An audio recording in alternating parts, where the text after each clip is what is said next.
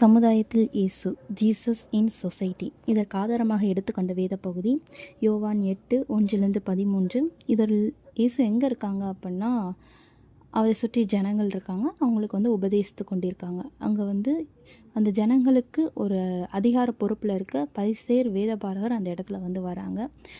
Jesus மேலே குற்றம் சுமத்தலாம் அப்படின்னு சொல்லி அவங்க ஒரு விபச்சார ஸ்திரீ அங்கே கொண்டு மோசே நியாயப்பிரமாணத்தில் விபச்சார ஸ்திரீயை கல்லறிலான்னு சொல்லியிருக்கிறாங்க. நீங்கள் என்ன சொல்கிறீங்க அப்படின்னு சொல்லிட்டு அவர் மேலே குற்றம் சுமத்துறதுக்கு வராங்க.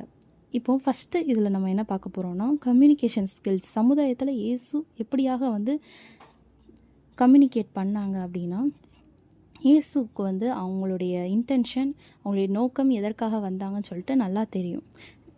ஆனாலும் கூட அந்த இடத்துல அவர் கோவப்படவே இல்லை. பொறுமையாக அவங்களுடைய வேர்ட்ஸை லிசன் பண்ணுறாங்க. எந்த விதத்தில் ரிப்ளை பண்ணல. அவங்க அமைதியாக இருக்காங்க. ஆனால் ஓயாமல் அவங்க கேட்க ஜீசஸ் பொலைட்டாக ரிப்ளை பண்ணுறாங்க. உங்களுக்கு யார் மேலே யாருக்கும் பாவம் இல்லையோ அவங்க முதலாவது இவங்க மேலே கல்லெறியலாம் அப்படின்னு சொல்கிறாங்க. அப்போது அந்த இடத்துல யாருமே இல்லை. ஸோ நம்ம பைபிள்லையும் கூட போட்டிருக்கும், மெதுவான பிரதியுத்திரம் உக்கிரத்தை மாற்றும் சொல்லிட்டு நீதிமொழிகள் 15:1.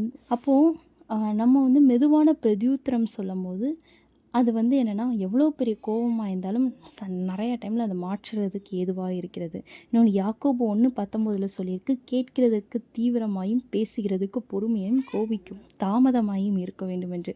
ஸோ இயேசுவை போல் நம்மளுடைய கம்யூனிகேஷன் ஸ்கில்ஸும் வளரணும். கான்ஃப்ளிக் ரெசொல்யூஷன்ஸ், மோதலுக்கான தீர்வு. ஜீசஸ் எப்படி இந்த ப்ராப்ளம் ஹேண்டில் பண்ணாங்க அப்படின்னு சொல்லிட்டு பார்த்தோன்னா, இப்போ அந்த இடத்துல யாருமே கிடையாது. ஜீசஸும் அந்த ஸ்திரீயும் மட்டும்தான் இருக்காங்க. ஜீசஸ் நினச்சிருந்தா என்ன பண்ணியிருக்கலாம்னா, அந்த கல்லை அவங்க மேலே எரிஞ்சு அந்த ப்ராப்ளம்க்கு சொல்யூஷன்ஸ் கொடுத்துருக்கலாம். ஆனால் ஜீசஸ் எப்படி அதை ஹேண்டில் பண்ணாங்க அப்படின்னா, நீ போ, இனி பாவம் செய்யாதே அப்படின்னு தான் சொல்கிறாங்க. அப்போது அந்த இடத்துல என்ன பண்ணுறாங்கன்னா, அவளுடைய பாவத்தை மன்னிக்கிறார். நம்மளும் நிறைய டைம் என்ன பண்ணுறோன்னா, இந்த ப்ராப்ளமில் நம்ம மற்றவங்கள தண்டிக்கணும் அப்படிங்கிறதான் சொல்யூஷனாக இருக்கும் அப்படின்னு நம்ம நினைக்கிறோம். பட் மன்னிக்கிறது அதை விட பெஸ்ட்டு சொல்யூஷனாக இருக்கும். அது பீஸ்ஃபுல்லான சொல்யூஷனாக இருக்கும்.